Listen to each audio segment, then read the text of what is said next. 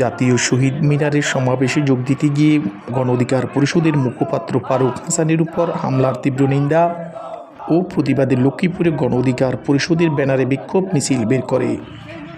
হামলায় ফারুক হাসান ছাড়াও রাশেদ আহমেদ খান আহত হন। জেলা সভাপতি অ্যাডভোকেট নূর মোহাম্মদের সভাপতিত্বে কুমিল্লা জোনের মুরাদ সহ গণ অধিকার, যুব ও শ্রমিক অধিকার সহ দলীয় অঙ্গ সংগঠনের জেলা উপজেলা নেতাকর্মীরা বিক্ষোভ মিছিলে অংশ নেয়।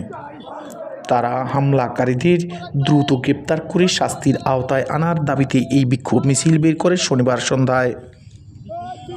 শনিবার বিকেলে ফ্যাসিবাদ বিলোপ ও নতুন সংবিধানের দাবিতে জাতীয় প্রেস ক্লাবের বিপ্লবী পরিষদের নাগরিক সমাবেশে বক্তব্যের জেরে হামলার শিকার হন তারা।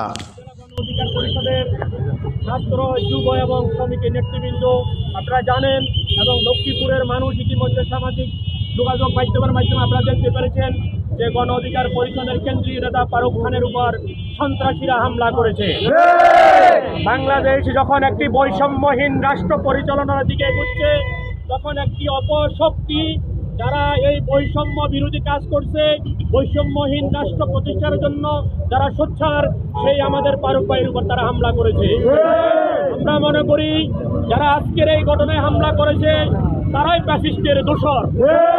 আমি মনে করি এই সরকারের ভিতরে ফ্যাসিস্টের দোসররা বসে আছে, তাদেরকে অবিলম্বে গ্রেপ্তার করে এই সরকারের ভিতরে থাকা ফ্যাসিস্টের দোসরদেরকে শাস্তির আওতায় আনতে হবে। ফারুক হাসানের উপর হামলা হয়েছে, কেন হামলা হয়েছে আপনারা অবগত আছেন। তারপর আমি একটু বলতে চাই, এই প্রতিবাদ করার কারণে, অন্যায়ের প্রতিবাদ করার কারণে